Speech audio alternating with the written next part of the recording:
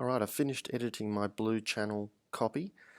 Quite importantly, I've left a fair bit of grey detail at the top here for working with later on. I'm going to load up my background, the background to the image, and this technique from a photographer by the name of Mark Gaylor, who teaches at RMIT, requires the background to sit above the subject.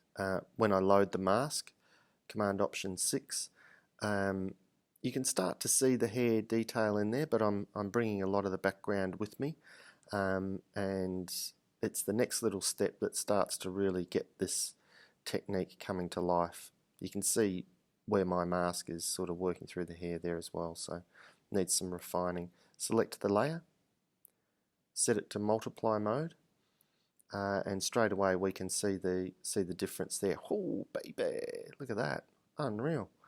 I've got the hair detail there, but I still do need to, I've got some refining to do in the mask to get it to be perfect. Okay, so I'm just going to pop into the mask with a levels command, and I'm just going to chop down on the white level and drag the gamma slider. Probably need to be zoomed in a little bit closer here to see what's going on. But keeping an eye on that hair detail, and I can see that as I toggle, it's really sort of starting to work now. Ironically, this mask is not masking the hair, it's only masking the face. The further I go with this levels adjustment, the less of the hair appears in the mask, and we'll sort of see that in a tick. I've got some issues around the neck there that need cleaning up, so complex processes like this are never a one-stop thing. It requires quite a bit of refinement. So you can see the state of my mask now. It's perhaps not what you would expect, but if I keep refining, then I should get a fairly perfect result. Once again, I'm using the paintbrush with painting black in overlay mode, and the overlay just helps me if I'm getting up close to edges, that I don't have to be 1,000,000% precise. But I do need to sort of swing back and check the image as I'm going, or I could get two versions up side by side, but by arranging. I can see I've got some little holes in there, and that's been those problems have been exacerbated by my leveling of the mask. So I'm just popping back in there and making sure that those edges are good, and once again, because I'm in overlay mode, it's doing the job for me. Looking at the mask around Kitty's face, it's looking a little bit too sharp. So once again, I just need to make a local refinement, to part of the mask.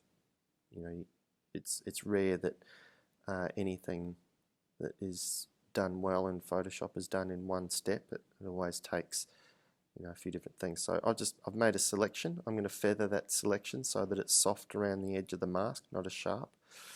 And I'm using the hide command so that I can see it as I'm blurring it. FYI, the command H won't work on your machine until you tell Photoshop to work that way. Otherwise, it does something else. So I'm just blurring. I'm on the mask. I've made a selection, and I'm just going to try 2 pixels. Looks pretty good, or maybe something a little bit less, 1.5. And that looks pretty reasonable. That's done a job of just softening that bit around the face and having it look a little bit more natural. I'm going to crop, although as I've brought up the crop thing here, it's actually cropping my invisible selection, which I hid a second ago. Managed to outsmart myself, so let's just turn that off. Now when I apply the crop, it goes around the whole image, which is what I'm after. So I'm just going to get rid of that green.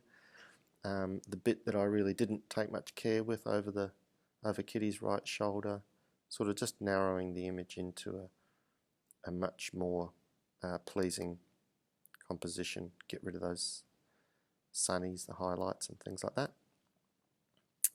Performing a crop there, and done.